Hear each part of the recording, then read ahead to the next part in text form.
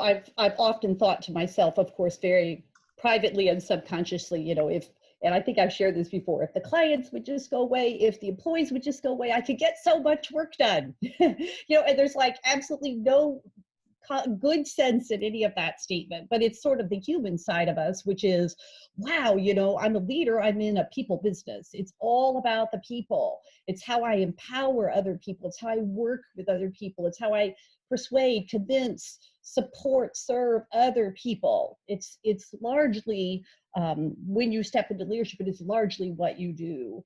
And it makes it even more difficult then when relationships are at stake to say what needs to be said. But if we don't lead with candor, as the article shared, then we see small problems can become very large issues. And it's challenging for us to think, do we have the courage and the boldness to say what needs to be said, along with the savvy of what to say what needs to be said in the right way? So there's a lot of costs when we don't say what needs to be said, and you can see some of those on the screen. Some of these are very obvious. We know that when we're not saying what needs to be said, people aren't held accountable that should be. There's a lot of fear and doubt. Sort of, people are status quo becomes the way things are, because people don't like change. Speaking of change, and they see innovation is too risky because there's not enough safety in the conversations to help make things better. So this is a big cost that a big price that we pay when we have culture that does not support navigating difficult conversations effectively. But on the other hand, there's a whole lot of benefits that we can enjoy when we are able to effectively navigate these types of conversations. We, speaking of coaching leadership, we hold poor performers accountable, and we can help improve them as well as everybody else. We take calculated risk because we have the support and the feedback of others to make sure that our work is the best it can be. High standards are held and pursued. Teams collaborate, relationships thrive because there's trust and transparency. So again, these are things I think we all sort of intuitively know. But the challenge then becomes, next slide please, how we really learn to navigate these conversations effectively. Now, Janet, I thought it might be useful for us to think a little bit about how our difficult conversations, or some people call them crucial conversations, how's that different than what we talked about last week? So giving and receiving feedback ought to be something that happens more sort of in the moment or on a regular basis. And it's not something that's like hugely substantial to what's happening in a work relationship. But these crucial conversations are characterized by emotions, and stakes are very high. And you can see the types of topics. These are much more significant types of issues that we have to deal with. And it's almost like push comes to shove, and that's when you know a crucial conversation needs to happen. So the right leadership strategy for you is that we want to help you have a way of calmly, confidently, and consistently handling difficult conversations. And Janet, I believe the best approach is the balance of the head and the heart, and having a good step-by-step framework, a process that you can use every time that helps you become very good at managing this process. So let's do a quick reminder if we can. Next, please. We do a quick reminder about how the brain works. And I just want to keep bringing this slide back up to remind you, don't forget what you know and what you've learned now about the prefrontal cortex. This is the Goldilocks of the brain. This part right in your forehead is the key.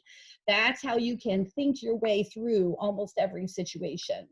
But the limbic system, remember we talked about that. That's the automatic response, the fight, flight, freeze, defense response. It's where your emotions are managed.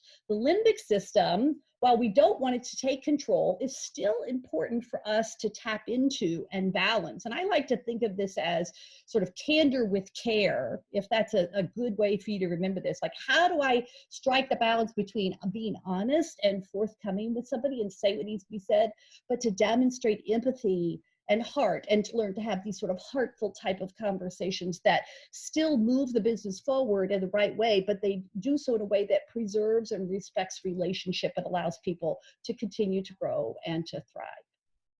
Next. So we've created a framework for you. And just as a reminder, we do have a full download for you in the Dropbox, which you can pick up after class is over, that will take you through this process. But what we've done here, just in this one slide, is to try to give you all 5 steps, if you would, 5 steps in this process. How can you create a systematic way of approaching these types of conversations? The first one is to think it through.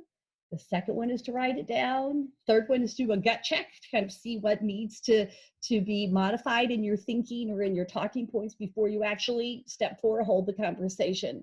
And step 5, finishing strong and being able to do what you said you'll do, and to be able to learn from the things that you have experienced in your conversation. It's not going to always be perfect, and when you start doing these things, it feels a little clunky, but you'll get a lot better as you go. And I think one of the big things is you begin to realize it's not really that much to be afraid of about having these types of conversations. They're never quite as bad as we think they're going to be.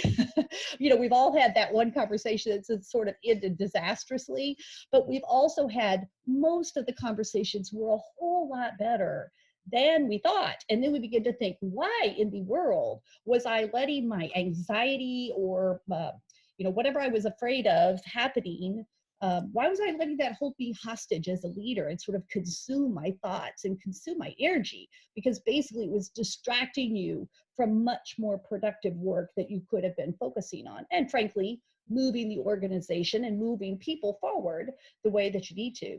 So the trick there is you have to learn to confront your fear. And you have to be willing to say, I can do this, and I have a way to balance my head and my heart, and I have a process that will help me manage the process so that I will minimize my chances of sort of screwing up in the conversation, and I'll maximize my chances of having a pretty good outcome. Okay. Okay. So that's kind of the preface. Hopefully all of you got the email that I sent with the handout, which kind of gives these at a very, very high level. But Elise and I have something planned that's a little bit different today. Instead of us actually showing you and teaching you these steps, because we feel that the steps are pretty self-apparent, and that with the right guide, which we also have in the Dropbox, you'll be able to follow these steps on your own. But today we thought what we would do is take you through kind of essentially it's going to be a dialogue, where I will be coaching a character played by Elise, who will be Linda. I'm Linda. And we're helping Linda kind of prepare for a difficult conversation. Mhm. This is really important to note because I will be modeling, and I want you to hopefully see yourself in me. If somebody comes to you and they have a significant conflict with a colleague or a coworker, you can intervene and be the arbitrator between the two of those, or you could coach that individual and teach them how to have this conversation on their own, which would be much more empowering and a little bit less time consuming for you than to have to bring that other person in. And then if you send them back, they've both been coached on how to have this conversation, the problem may resolve itself right there without even having to be escalated to you. So you kind of can look at this as both ways. You may be Linda planning a difficult conversation, or you may be me coaching an employee like Linda through having her own difficult conversation. So just a quick little story so you have some background on these two individuals. The woman on the left is Linda. She's the vice president of business development at a large software company. One of her peers is named Susan, who runs a major account for the company. Linda feels Susan is purposely locking her out of the major account by not including her on important communication to the customer, holding account meetings without her, and even leading internal account team meetings without inviting Linda. Linda feels this behavior is not in line with the company value of collaboration. And in addition, Linda has tried to give Susan direct feedback using SBI 3 times in the past few months, but to no avail. Linda still feels Susan has not altered her behavior in response to the feedback provided. Linda knows Susan is a valuable asset to the company because she holds the relationship with the biggest customer in the company. it's time for a crucial conversation. Mhm. Just a little bit. We're not going to spend as much time on Susan, but just so we kind of can have a mindset of Susan. She's the vice president of client services, a peer to Linda on the org chart, meaning that she does not report to her. Susan values autonomy on the accounts she services and has had several top performer scores on her recent performance reviews. The client regularly sends Susan kudos emails about her leadership and innovation. Internal team members frequently request to work with her on her account teams. When she does invite Linda to client meetings, Linda is often slow to respond and has a tendency to take over the meeting. So we've kind of set up a very typical conflict here, and one where a crucial conversation needs to be had. So, Linda, let's talk about the first step in planning for this difficult conversation with Susan. Can you tell me a little bit about, your emotional response to this situation? Yeah, I'm angry. I'm really Ah, mad. Um, I just think this is so unfair the way that she's treating me. So I guess my number one emotion is I'm angry, I'm frustrated, and I feel disrespected. and so coming out of that, and completely valid, looking at everything that has happened with Susan, is there a way that you think you could shift your mindset to be in a more positive emotional frame of mind before coming into this? Well, I suppose there is, but I really need to tell you, she does this kind of thing all the time. She's always like this. She's never inclusive at all, and so I don't think I'm the only person that has to deal with it. So if I had to shift my mindset, I guess I'd have to say, um, I just need to figure out a way to work with her. Okay, well, let's keep working the process here and see if we can refine that as we go along. Does that sound good? Yeah. Okay. So what do you really want here? I mean, do you want Susan to get fired? Do you want to get more access to the account? Like what do you want? Well, I don't know whether she'll be fired. I mean, if she continues to act like this, then she might deserve that. But what I want is I want to be included in this account. Okay. And what do you think you would want for Susan coming out of this? She needs to be more inclusive. Okay. So how will that having this conversation impact your relationship, or what do you, because do you like Susan? Well, Lena, I actually do like her. I mean, Okay. I think there's a lot of good in her. I would like for the relationship to be much more productive. Like I really just want to be able to work with her. I think we could be very good together, but she Okay. never gives me the chance. So let's talk about, Susan a bit. What do you observe? And, what are maybe some of the behaviors that she's doing that are really triggering you? Remember we were talking about triggers in that Leadership Yes. Academy class? Yes, that's right. Triggers. Well, so she's a go-getter. There's no question about that. She's very good with clients. Clients love her. I mean, other people like to work with her. She moves very fast. She's very agile. She gets a lot done.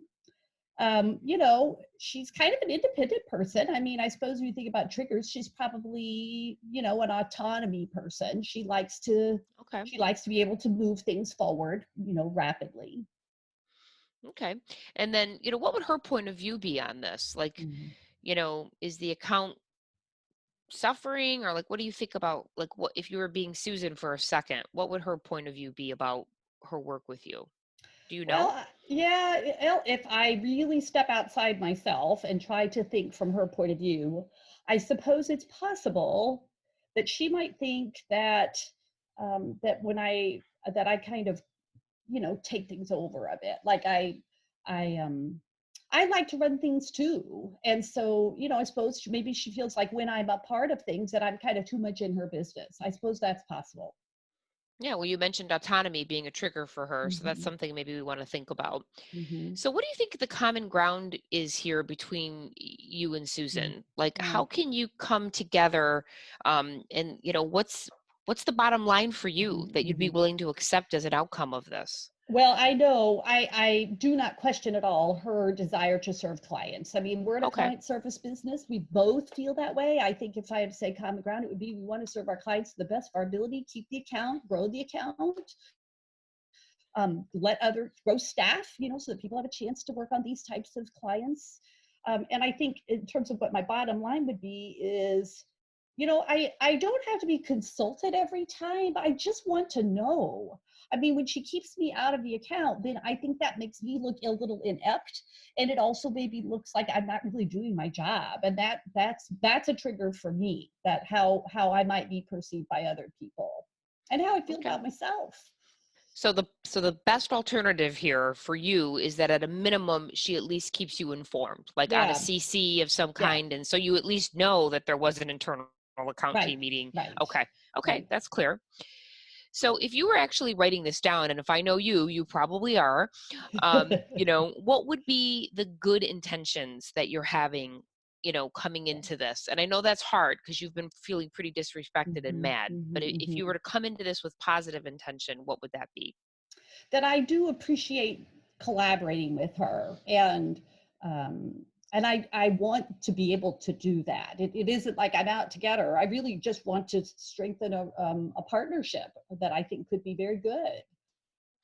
And then the common ground, which we talked about in step Mhm. one, but just kind of reiterating that. Yeah, serving clients and growing the business so that our company grows and our people grow. Okay. Just in case, I mean, she may or may not even dispute that she has been exemplifying this Mhm, behavior, but mhm. what are the facts? Like, Yeah. are these things really Yeah, happening? yeah. So, yes, so I very specifically can point to that I wasn't invited to some team meetings in the last few weeks. There was an internal team meeting that happened without me, and I understand things can happen without me, but I wasn't even informed. I wasn't even brought up to speed.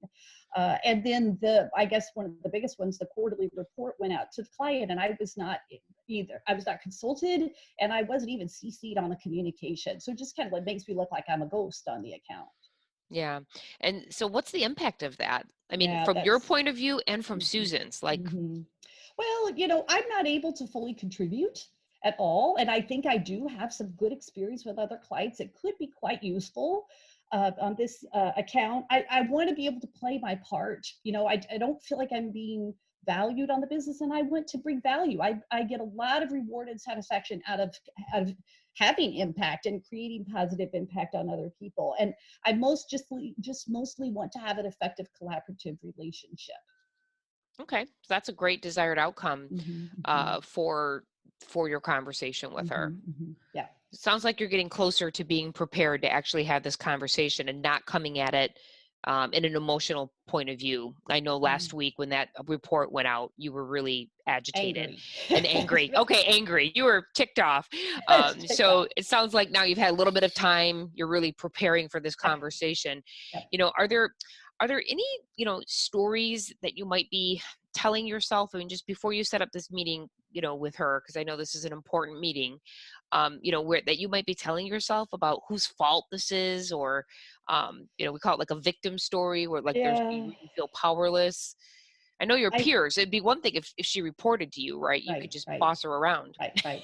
Well, I think maybe I've been doing a little bit of the villain story. It's all this idea of it's all your fault because I was saying, she's selfish. She wants the credit on the account. She always does this and all. If I really were honest and step back, she doesn't always do this. And it hasn't always been our pattern in the past. So I don't think she's necessarily a villain. It just makes me wonder if something has happened. The relationship evolved to this bad state. Something must have happened. Okay. Not sure what though. Well, I mean, you know, you mentioned that earlier that you thought maybe that she was aware that you would take over the business, that you would take over the account when you were invited to things. Like, if you're really being honest, Linda, let's talk about what your role is in all of this. Like, Mm, try to put yourself in Susan's shoes, and what do you think that might be? yeah. How have you contributed to this situation? Well, I mean, do have a lot on my plate, and it is sometimes hard for me to dig out of my email and respond. And so sometimes I'm notorious about being a little slow to respond, but it's because I just have so much on my plate. I can't really help that. I have a lot I'm responsible for. And so I think that's, maybe I haven't been as responsive as I need to. And I did actually fire off an email the other day that was, when after the quarterly report, when I was really angry, I fired off an email to her, and I probably need to apologize for that. Okay. That's good of you to say that and recognize it. So Mhm. based on all of these, kind of checks and balances that we just went through, is there anything that you would do to revise your outline for the conversation you need to have with her? Yeah, I need to not be so angry, which is my limbic system. I know that. I know I'm triggered. I need to calm my trigger and not take it so personally. It's probably not really, I'm probably reading a lot of things into this and telling myself a lot of negative stories. And I don't really know that they're true. So I need to maybe step back a bit and try to assume the best instead of the worst here. And I just need to go ahead and have the conversation. But I want to be calm, and I don't want to be accusing. I want to try to be curious, to be Yeah. sincere about trying to establish a positive relationship, and curious to figure out what went wrong and maybe how could we fix it. Yeah, let me just say, as your inner coach, that I think it's great that you didn't go around to all the other vice presidents in the company and complain I about wanted Susan. to. I know, but it's good that you didn't, and Right. that instead of doing that, you're turning this into something a little more productive, where you can Mhm. actually have a woman-to-woman conversation with her. Right. So let's just go through your checklist of actually having the conversation. Okay. Are you in a place to be fully present, and do you need Yes. notes? Do you want to bring that note with you? Well, I worried a little bit about that. Like, how am I going to remember all of these things? Yeah, it's a lot. I Yeah. think that it's completely appropriate to bring notes to an important, critical, crucial, difficult Good. conversation. Good, because um, I have some right here. awesome. And do you think that you're going to be judged, or that Susan's going to think, if anything, what would Susan think by your bringing notes Yeah. to this meeting? That I cared enough to really plan. Yeah, yeah, and to I not be think it's just off the handle right, like you were with the email. right.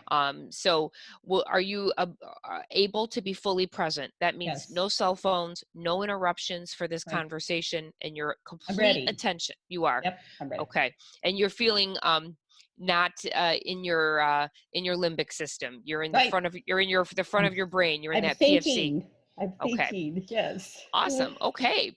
So with that all being said, we definitely want you to, we're going to hold the conversation. Remember, we want you to be curious and open, and you do want to make the invitation to make sure that Susan gets to share her side with you as well. Yep. Okay. And so that's going to be something that we want to make sure, you could use words like, it's useful for me to hear your thoughts, Susan, or tell me more, or can you help me understand? And just, if you have to, write some of those notes down when you're actually having the conversation with her. Okay. So you remember, and that will help you stay in that toward thinking state. Okay. And then just finally, let's see if you can finish strong with her, whatever that looks like. If you need to take a break from the conversation because it's not going well, just say, you know what, let's regroup. That gives you more time to think, take more notes, do whatever you need to do Mhm. to prepare for phase two. Or a lot of times, if a critical conversation is planned appropriately, you can actually finish it in the first conversation. It doesn't mean that is going away forever. Is that pretty clear? Is there anything that you Yes. think maybe I missed here on Nope. finishing? I think I'm good. All right. Okay. So are you ready? Let's role play this conversation. Okay. So now, time out. I am no longer Elise's inner coach. I am now playing the role of Susan. I will be Susan. Linda is Elise, who will be Linda. Very um, confusing. And you know what? I'm feeling pretty confident. If you'll turn to the next slide, Janet. Yeah. See, I got my notes together, guys, and I'm feeling confident because I have my conversation guide in front of me. I know what I'm going to say. I've practiced this a bunch, so I think I know what to say. But just in case, especially I've got in the sticky note there, I've got my secret weapon, which is, what do I need to say when I'm feeling stuck or lost?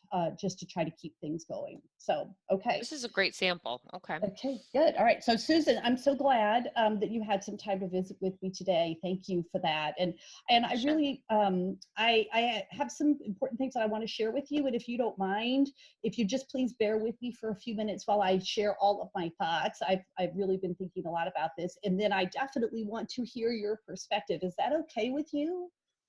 Sure. Yeah, absolutely. Okay, thank you. Well, at first, I just want to say I want to just thank you for your partnership on this important account. You know, I've always appreciated the chances that we've had to collaborate with you. I've learned Me a too. lot from you, and I feel like with the chances that we've worked together well have been very rewarding for all of us. So I appreciate that. And I know that both of us want to serve clients the best that we can. I have no doubt about that. But there's been a couple of things that have happened here recently that have given me some pause and have been hard for me to understand. First is that I haven't been invited to weekly account calls in the past 2 months, and last week's internal account team meeting happened without me. And then just recently, I wasn't copied on the Q1 client report. And that's been hard for me. The impact that I've been feeling is that I'm not able to contribute fully. I'm unaware of what is really happening on the account, and I feel as though my contributions are not valued. What I'd really like for us to have between us is I want to be able to be kept in the loop on this account to play my part. And most of all, I want you and I to have an effective collaborative relationship. And so this is my perspective, and I really would like to hear from you. Wow. Well, I can tell you that you are so valuable on all of the accounts in the company. I mean, everybody wants you on their business. I just got to a point where I felt like I was emailing you and inviting you, and then finally I just was like, you were not replying. And then, the few times I felt like you didn't have enough information, but you would still come into an internal meeting and run it. And I'm like, you haven't touched this business in a month. And so I guess I was just trying to kind of let you off the hook because I know you're so valuable. I think you are literally the smartest person in the company. It has nothing to do with a lack of respect other than I just feel like you're so busy, but you do have a tendency sometimes to micromanage on the account when I don't Mm. feel you're up to speed enough on the business. And that's just me being truthful. Yeah, well, gosh, micromanaging. That's hard for me to hear. I guess that's very frustrating for me. But I can appreciate how that might feel to you. I can appreciate how that might feel. Please tell me more. Okay. So we are in a good, are we ready? Was that time Yes. for now? Okay. So, just out of curiosity, thank you, Linda, who is now Elise, and I am no longer Susan. I am Janet. Sorry for that confusion. We will pick up our Academy Awards at the end of this class. Um, what do you think? Let's hear from everybody. And because we only have such a small group, Elise, I'm wondering if we just don't even go into Yep. breakouts today. I We think just that's a good stay. idea. Yeah. Hmm. So what did you guys think about that? What if Linda and Susan hadn't had that conversation? What do you think could have been the fallout? Like what could have happened a month from then? I think there would have been a lot of misunderstandings, and that relationship would have continued to deteriorate. Yeah, to the point where probably Linda would have gone to the water cooler and kibitzed about Susan, and Susan might have, and these are senior people in this company, right? What's the impact of that on an organization when conversations aren't had?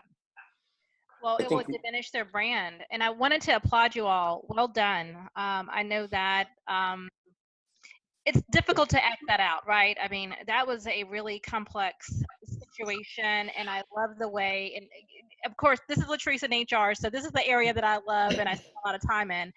I love the way you helped um, Linda take some ownership before she even went into that conversation, right? Because some ahas went off in terms of how she contributed to that situation. So I think that helped Linda have a better conversation with Susan, because I think without that coaching, things may not have ended well. That's 100%. I mean, and there are many times and I know Lisa would say the same, and you probably in HR, where someone comes to you, they're so escalated and upset. And it's like, no, no, no, do not have the conversation today, right? Like, let's regroup, let's spend some time. I'll help prepare you for this conversation. It's so much better when you get to the other side. I have a comment. This Sure. is Phil. This is Phil. So I appreciate the dialogue that went on there, but I guess as I look at my own life as the CEO of a 170 person PR firm, I would find it hard to believe that I'd take the time to write down everything that Linda just went through. That was my first observation. My second observation is I know Susan, and I don't think Susan's being honest. I think that she, when we looked at the triggers last week, I think of the people at Pan that are Susan, and status is really important to them. And what Susan isn't saying to Linda is, I can handle this. I don't need you to be all over my shit.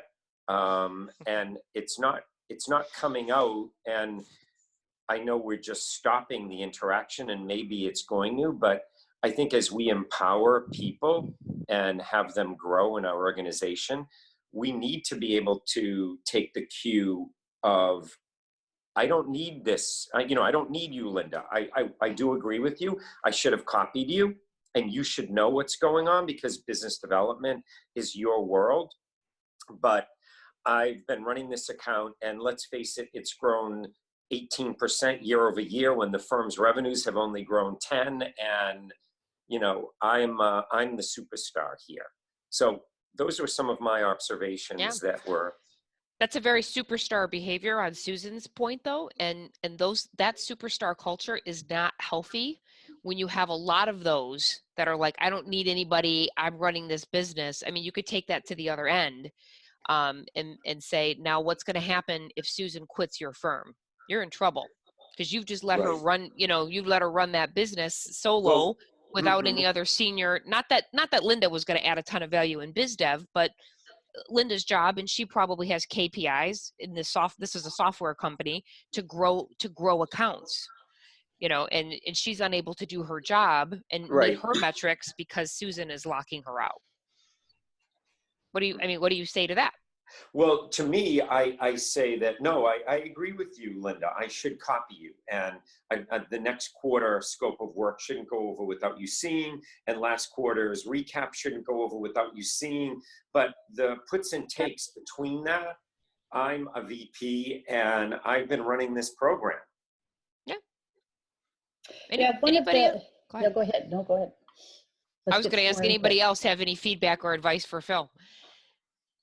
Well, I think the other dynamic that I've seen play out in this exact situation, and maybe Phil's touching on this, is as Susan, her world and her client is moving a million miles an hour, right? And decisions are made, and then many times, it's acted upon before it's even communicated out beyond the core team. And so Susan kind of can't stop to kind of onboard Linda and keep her up to speed. So the challenge becomes carving out something for Linda to own, and maybe that's net new opportunity within the account, but not on the day-to-day, or allowing her to operate in a kind of, an informed, if we think about a RACI, an informed manner, but where she's not key to every decision. Because I've seen this play out. I've been a victim of it. You're either in or you're out, right? And it's hard for some people in their jobs to be 100% devoted because they've got other responsibilities, but you can't kind of penalize Susan in that situation. I think that's a great point. And had we had more time, we might have gotten to a different resolution. And something tells me that Linda and Susan will be meeting again in the future because of maybe the roles. And as leaders, do we have to go in and say, okay, how are we measuring success for Linda? I think that was a great point. What do you think was the turning point, not necessarily in the conversation, but in the preparation for Linda? Because when she started, she was pretty mad. I think the most important part was the establishing of common ground. So it's about making sure that everybody is committed to one cause. So kind of going back to my mind immediately went to the RACI type of matrix, where one individual is definitely responsible and accountable for the outcome and the performance of the account, but another individual is also just as accountable for being consulted and informed and making sure that they're influencing the outcome of the performance there. So I think both of them, if you mapped it to a traditional RACI, would fall very clearly into RNA on one side and INC on the other.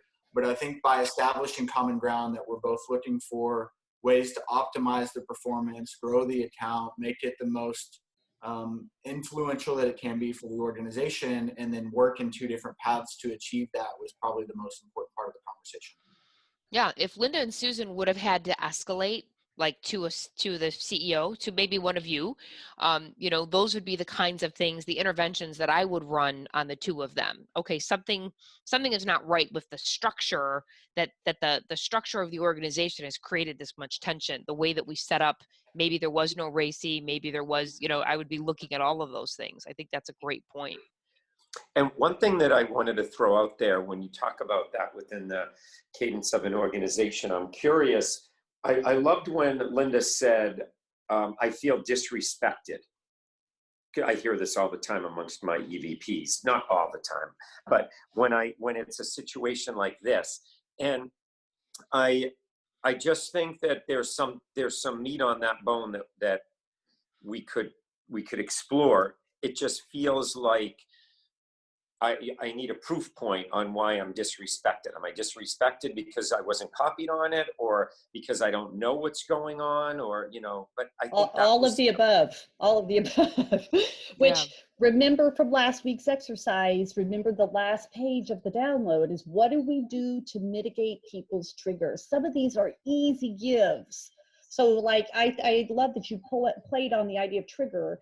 If I have an idea of what Susan's trigger is, autonomy, what's Linda's, it's probably clearly status. And if you have more awareness when you go into these types of conversations to say, what is this person's trigger? What's an easy gift for me that still accomplishes the goal, the common ground, as Patrick was saying, but it gets this other person to kind of stand down a bit and not be so emotionally reactive to this particular situation. Yeah. I think the other important point as it played out was there's the immediate response, and we've all written that email that you want to write in the moment. That is, and I did write it, and I said it. Exactly. Essentially, whatever. Not good. But you write the email again, from thinking it from the brain point of view, you write the emotional email, the response that's just very pointed and saying, these are the actions, this is what I expect. And then you kind of sit on that, maybe delete that email and come back the following day from a more level-headed perspective. So I think the other key to success in that conversation was timing to actually plan out and articulate what the key points of the discussion were. It could have been a very different discussion had she reacted immediately. So if that email comes out with a Q1 report and she knows she wasn't copied and writes that email or calls her into her office immediately, it would have been a very different outcome than sitting on it for a day or so and kind of gathering her thoughts. Yeah, it's the same with feedback that we talked about last week. The other thing that I'll note, and I do want Elise to respond to the writing it down comment from Phil so we don't lose that, is on the negotiation of what, when I asked Linda, what's your bottom line? Like, what's the smallest thing that you would consider a win? And I got her to say, instead of like, I'm going to come to all of these meetings and I want to be copied, she was just like, I just want to be informed. I'm okay to be on a CC. That was like the minimum that she would accept coming out of the conversation, to consider it, a small victory for now. And I think it's, I put some information that's called a BATNA, and it's in an MBA program, it's a big part of what we all learn about negotiation, but this is more about coming into a difficult conversation and preparing for, okay, Susan wants complete autonomy and she wants to just run the business. Linda probably wants more than she deserves based on the fact that she's biz dev or based on her role. So like, how do we bring them both to the middle, to an acceptable area of negotiation for both of them? It's another really great coaching technique that you all can work with your people on, you know, when things are going horribly, like what's the best negotiated agreement we can come to here. Even though this wasn't technically a negotiation, the concept works really well in a difficult conversation. So to Phil's point, and I would love some other people to weigh in on the process. I agree that it can be, you want to be able to react and respond, and you want to get straight to it. One of the things I will tell you is going through creating this process for you forced me to sit down and think it all the way through, which was really crucial for me, because I think in my own leadership that I do tend to be fairly reactive and sort of try to think on my feet in the moment. That's not necessarily always bad, but I guess my thought was, gosh, if this is really a crucial conversation, like taking time and energy and sort of sapping my mental strength, and it's distracting me from the work I really should be doing, which is preparing for my leadership academy class or whatever it is, that is much more important. But here I am over here just fretting and being angry. I'm looking at all the time I've just wasted building this issue up in my mind. It's so much more efficient to just deal with it. And the act of going through the thought process, once I started it, like Janet was coaching me, but once I started thinking it through, I was able to move through it fairly quickly if I was honest with myself. And that's what the process is designed to sort of challenge you to step back and do a little self-observation to say, okay, if I'm turning around and looking at myself as Linda, like, what do I really need to be honest about? And what do I need to do a gut check on, so that my first reaction is probably not the best, but that if I'm willing to be a little more honest, and go a little bit deeper, I might uncover and have an insight about something that could be the turning point. And in my view, having a great relationship with Susan, if I'm Linda, is like a huge win for me. And it would relieve me of a lot of things that I've been focusing on that I should not have been focusing on. So I just love to hear from anybody else about this idea of a process. Could that be useful to you? Again, separating that from how feedback is a little bit maybe more in the moment, but for really difficult conversations, could a process be useful to you in some way? Yeah, certainly I would think so. It's one of the things, it's easy to sit here right now and say, oh, well, I'll probably do all this, or it makes sense. But without a process and something to fall back on when you actually need to do it, it's hard to remember the steps. It's hard to remember to go through each thing. And until it becomes rote, you need something written down. That's that right. You say, all right, I'm going to follow these steps and get through it. And maybe if I do it for a year, I won't need to follow the steps. But, while you're learning, something like this is very. Exactly. For those of you who take notes, when you get a new notebook, what I used to do when I was learning this is I would put it on the page 3 on the inside. Just the 6 steps. Just put them right there, and then if you need it, you can at least have access to that. Yeah. The other piece of commentary I would add, and this has happened to me as well. And I'm going to pick on Marshall.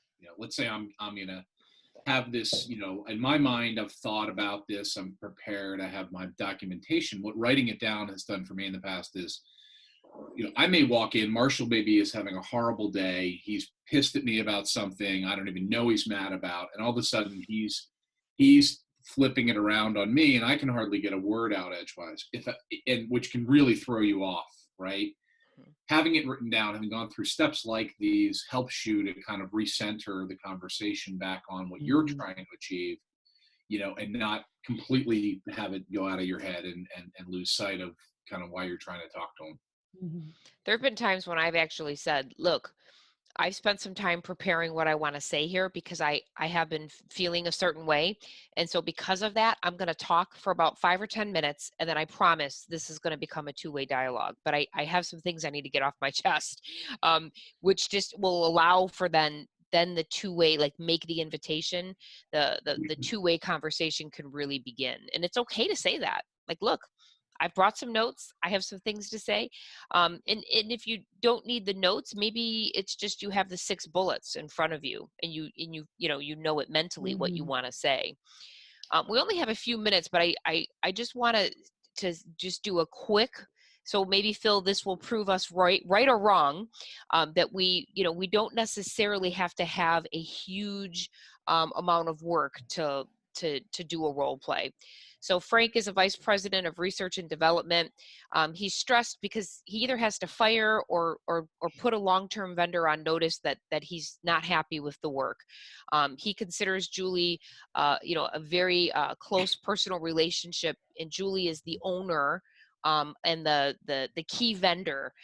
So maybe she's, I don't know, they're doing data compilation or something for Frank. She's been feeling tension from Frank for weeks. She knows the work isn't going well. She's been feeling like she's under the microscope. And she also thinks that she's having a good personal relationship with Frank. So Frank is thinking about firing them. No matter what, he needs to put them on notice that this isn't going well. So you guys have your guides in front of you, but I'm curious, could somebody maybe just take a leap and say what might be a few things, recognizing we don't have all the pieces. We're gonna have to pretend to make some of this up.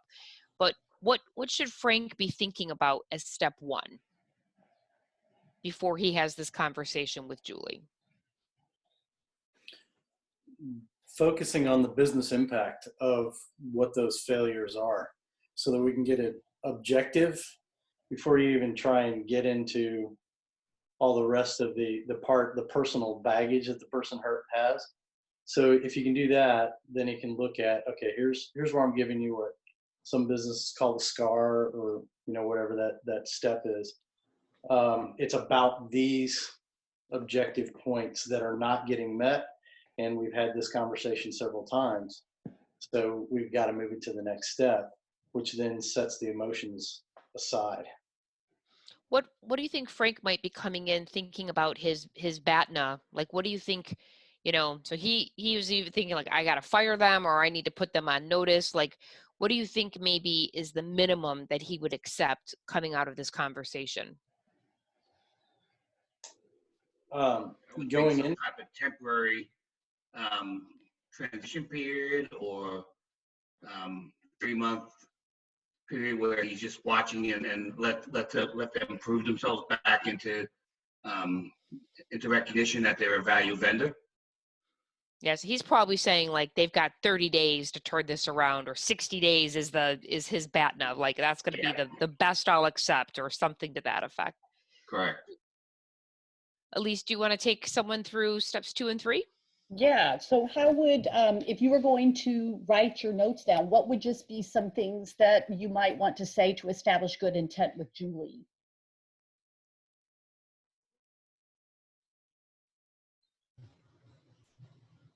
Anybody? Maybe just set some context around the history of the relationship. Over the years, we appreciate, the partnership. Recognize you've done a lot for us. Something along those lines. Yeah, for sure. She's a longtime vendor, so, and probably a trusted one. So I like that. Yeah, that's a good way to establish good intent. Common ground. What would be common ground that Frank and Julie could have? I think common ground would be that they both desire to maintain the relationship going forward. So obviously the vendor is appreciative of the partnership. The client is appreciative of the vendor's contribution, and the best outcome would be that they continue to work together going forward. And they're at an impasse or a moment in time where performance has to change to be able to achieve that. Mm-hmm. Yep. The facts, we could easily list those. Let's maybe talk more about what would be a desired outcome. What would Frank most want? I think going into the conversation with, you've already established that you thought about the background or the business implications of doing this, but then having some solutions saying, hey, these, we realize it's not going the way we would like it right now. I have, A, B, and C solution. What are your solutions? Mm-hmm. And kind of make sure that would be a way to have a compromise then. Yeah, I love that idea, Paul. It's going into the conversation with some ideas of what could work. Because if he's caught Julie off guard, but you know what, she knows there's stress in the relationship. Oftentimes, I think we as leaders realize that when you can actually have a conversation with somebody who needs to be talked to, they're so relieved to actually have the conversation. It's not Yeah. a big surprise, you know. They usually know. Yeah, and particularly after you've been doing feedback using SBI. Mhm. You missed this Yeah. deadline. I look like an idiot in front of my meeting, Right. and the impact on my team is we missed our project deadline. Like Yeah. if he's been doing that 2 or 3 times, I mean, she knows that she's on the fence. Right. Don't forget too, they have a personal relationship. I don't know if there's anything here on outcomes. Yeah, that's a good point. What would be a good desired outcome for their relationship?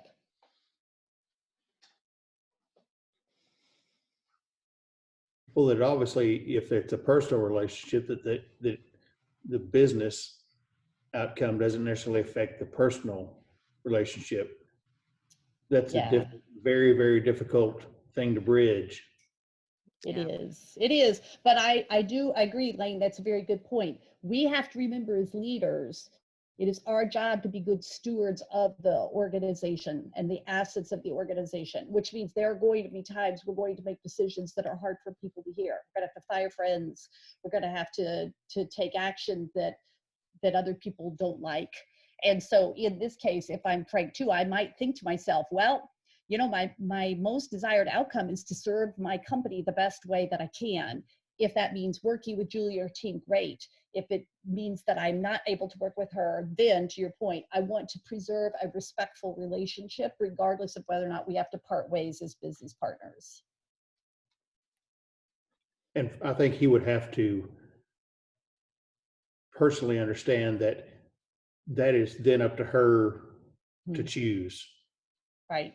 You cannot make the other person do what you want them to do. They have to be willing to respond. What would be key then for Frank, if that is part of his goal, to preserve a respectful relationship regardless of whether or not they do business together? How does he make sure that has its best chance of happening? Well, he has to be very candid and very honest, for one thing. First and foremost. Honest. What else? What else besides being honest? Probably by setting the scene up front. So in that initial part of my outcome is, you know, we have business to deal with, but at the same time, I'd like to see our relationship continue. Yeah. Expressing his desire to be Just a good expressing steward. it. Yeah. Being receptive of the feedback as well. So I can actually speak from personal experience. We've been fired by a client before that then has come back around 12 or 18 months later in a new role and has. So what was key to that is when they gave us disappointing feedback on one area of the business and said, these are the reasons we need to make a change, being receptive of that feedback and saying, we appreciate you giving us feedback on this area of our business that we can then go action internally to drive a better outcome, produced a better result than 12 months down the road. Excellent point, Patrick. I love that. That is a brilliant insight, because we all have been on the receiving end of this kind of news. And it's sort of, how are you going to show up in the moment as a leader when you are hearing difficult news? You want to champion your team, but maybe something's going to happen that you're not particularly happy about. How do you turn that into a positive? I think that's crucial. Anything here on step 3? And this is difficult because when you are on the receiving end, it's often, for those of us that have been fired, the victim piece often kind of comes into play there. But what other stories could be kind of coming out here? Stories meaning that are inaccurate, but stories that we tell ourselves, that Frank or Julie are telling themselves, that sometimes become part of the lore of our accounts and our clients, customers. Could it be, Julie's team is saying, oh God, it's Frank's team. Here we go. Those guys are such, where the story is just like that team is impossible to work with. That could be a story. I think, Janet, one of the big ones for Julie's team, and Julie is they're not the victim in this, that's part of what I think Patrick is getting at, is how do I take this news and say, okay, maybe we weren't being all that we needed to be for Frank's business as it was evolving. What do we need to change in order to become a better, stronger company? And maybe we'll win them back. But, you know, kind of vow to yourself to say, I'm never going to let this happen again, because maybe we were a bit lazy on the account. Maybe we had it a long time. Maybe we just we didn't Complacent. really, got complacent. We didn't really put anything into it. We weren't willing to take chances. We didn't bring him ideas.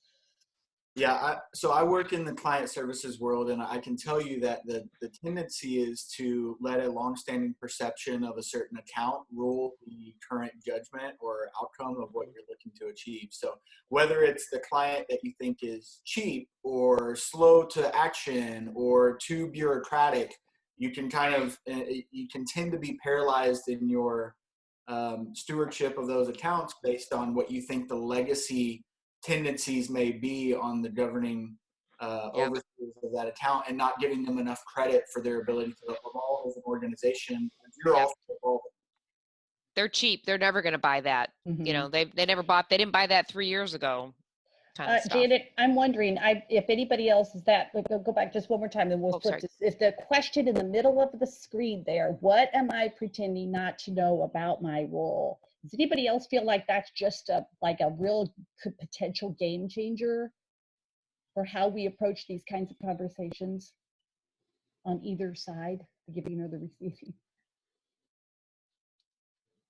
Well, it's ownership of your responsibilities. It's accepting the fact that maybe I'm not doing the best that I can do. Yeah. Or on both sides. Yes. Right? Receiving or giving. And actually, Elise, with the Susan and Linda thing discussion, this is true there as well. What am I pretending not to know about my role? And to further put the blame on you, buddy, I would say Linda should have, Linda's role has evolved, and she no longer needs to know all the puts and takes on what's happening day in and day out with the account. But I wonder if she's a bit threatened, or she just, I know she didn't like to be called a micromanager, but what's she pretending not to know about her role? Yeah, no, that's a beautiful insight, Phil, because that's exactly, I think, what was happening with Linda. She was not being willing to step back and say, maybe my role needs to evolve. Maybe I'm seeking validation or reward from being included, that I need to be getting that internally. I need to not be trying to thrust that on other people. Do you remember the Jafari's Window that we did with the movies, Harry Potter, The Cowardly Lion? Linda is not ready. She's not self-aware enough, right? She's kind of like, maybe she's the Cowardly Lion. It's unknown to her what she should be doing, and it's unknown to others what she should be doing. And so that creates usually a lot of conflict and scratching heads. But it directly connects to the window, that quadrant I showed last week. I love that. It's a great point, Phil. Janet, we better move to our top 10 tips. Yes. So you guys can kind of see where we're going with this, and how you may coach someone else that's coming to you in a state of conflict with these 6 bullets: establishing good intent, finding common ground, stating the facts, the impact, the outcomes, and then inviting them to make the invitation to the other counterparty about what needs to be done.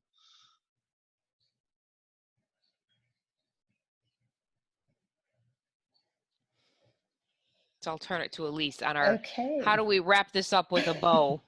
So I was working on this yesterday, and I told Janet, I said, I just want to figure out how to give them the executive summary.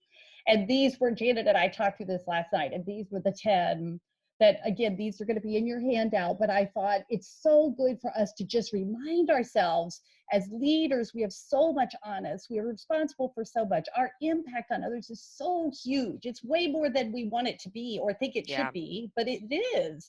And so we just have to remind ourselves, just simple things like no two brains are alike. Everybody brings a very different perspective to these conversations. Never assume intent. Linda was assuming all these things about assuming all these things about Susan, that of course 90% of them were probably wrong. Although to Phil's point, we do have intuition about a lot of people. We can observe them, we can see them. Remember the iceberg. You can observe them, but you also have to think about the things you can't see and imagine a whole person so that you don't pin on them all these crazy things that are probably not true or that have a very reasonable rationale for why they're there. Give up who is at fault. I love this one. Move from I'm right to I'm trying to understand. So it's this, do you have a need to be right as a leader? Is this something that kind of haunts your mind all the time? Like, I want to be right. I need to be right. Can you give that up to say, okay, so maybe I'm not right, but maybe I could see things differently. How could I seek to understand, which is more important? The triggers thing we've already talked about, I think, is huge. This one I love, change your mindset to change your feelings, to the point we just made about coaching Linda about being more self-aware. If she could reframe how she's thinking about herself and about her role and the opportunities that she brings to the company, her feelings might be dramatically different. Attention timeout's a good one. Own your part, which we just talked about that. Own your part, do your part. Move toward solutions. I gave that one too, because remember, the toward state of mind is the open state of mind where you see potential, you see opportunity. Remember, the limbic system is the away state, which is the defensive state, which means that you're very closed, you miss things, you jump to conclusions. So put yourself in a toward state by seeking solutions, asking good questions, keeping your PFC in charge. And then this last one, write a new story together. I just love that, which is, okay, so maybe it's not my story, maybe it's not her story, but it's a new story together that we can create. That's really the goal. And we have some homework for you. Now, this is a biggie, but we're very committed to trying to challenge you. You guys are all very, very accomplished leaders. So we want to challenge you with an assignment this week to work with a partner. We already have a partner assignment that we're going to give you, but we want you to work with a partner in the class to plan a difficult conversation that you need to have. Now, our hope would be that you actually have the conversation. We recognize schedules are crazy right now, so you may not be able to actually have it. But we still want you to come back next week with the learnings from your partner conversation. So either learnings from partner or learnings from actually having the conversation, and what did you get out of it? When you're meeting with your partner, you can meet with them by email, you can meet with them by phone. Ideally, it's better to do it live. If you could just get on the phone for 30 minutes and chat to say, hey, here's my situation. This is what I got going on. Give me a fresh perspective. Be my coach. Give me some feedback on how I could look at this situation differently. We've made these assignments. The assignments, I believe, Janet, do we have that in the Dropbox so they can find their assignment? Yes, it's also in the Dropbox. Okay, but if you'll just make a note and find your name on the screen and jot down the name of your partner, that's all you need to know is who's the name of my partner. Rich, Melody, and Ghislaine, we have you guys in a triad this time. We'll switch it up another time for people to have 3, but make a note of your partner. The roster has everybody's email and contact information.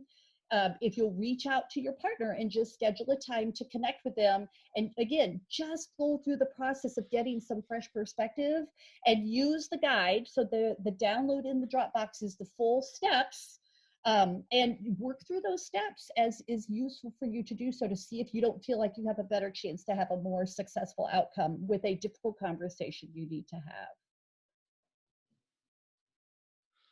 Is this an actual conversation, or is it one that we can make up? I guess if we don't. Well, we'd like for it to be an actual one. Wayne, that's up to you. You could preserve the names of the people. They could be Linda and Susan. Yeah, you could do. Yes, but you can role play with the spouse if you want to. If you can't actually have it, just say, "Will you pretend to be this person?" and help me role play how I might actually have it. But that's your partner could do that for you too. And remember, these are bigger conversations. This is not simple SBI feedback, right? This is more like an error in judgment, a huge decision, an emotionally charged issue. Possibly you may have to meet with a partner to talk about letting a senior member of your team go, a breakdown in a relationship. I mean, usually crucial conversations have lots of stuff at stake, and there's some emotional component to it. Not that SBI that we learned last week isn't emotional, but that should be more in the moment, ongoing. This is like, all right, I've SBI'd this person 8 times. they're not getting the message. You know, this is when you do call in HR and you may have to have a difficult, you know, possibly a write-up kind of scenario of some kind. You know, we want these to be a little bit higher stake. And could I ask Janet, when I closed Sure. out my breakouts, and I know you've done this too, I just want to hear from everybody just one word to what you're feeling right now. I know this was kind of an intense and a heavy session, but it's a topic we all need to get better at. What's one word that you guys are going to leave with today? Confident. Helpful. Okay. Challenged. Yeah. I'm sort of just curious. Thoughtful. Anxious, because I have to have a really big one. Oh. Be thinking of you, dear. Actionable. I was going to say practical. Practical. And since we didn't have, oh, did we get everybody? I'm sorry. Not yet. Victoria, I missed yours. Oh, it was pensive. Pensive. Great word. Anybody else? I agree with Marshall on the curious. And if for Well, whatever, oh, sorry. Well equipped. Good. I would say grounded.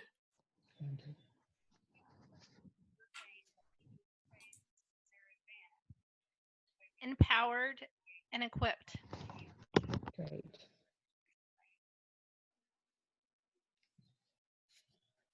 Okay. There's one more slide, Janet. Yeah, I was just going to say on this, if you could let us know if you're having, because we do have some absences today. If people are not responsive or you're having a difficult time getting through, send Elise and I or I an email, and we'll either get you paired up, or if we have to pair or whatever that's going to look like. Just let us know if you're having difficulties, or maybe there's a suggestion on another colleague that you could partner with to prepare. And we want to leave you on a positive note. Excited about next week is executive presence. And Janet and I thought this might be a good thought starter for you when you begin to shift gears and think about next week, is who is someone that you can think of that demonstrates strong executive presence? What is it? What are those qualities or characteristics that really stand out for you? Because that's one of the questions that we've been challenging ourselves with to think through. What is executive presence? So we're curious to hear from you. We want you to come prepared to share some of your thoughts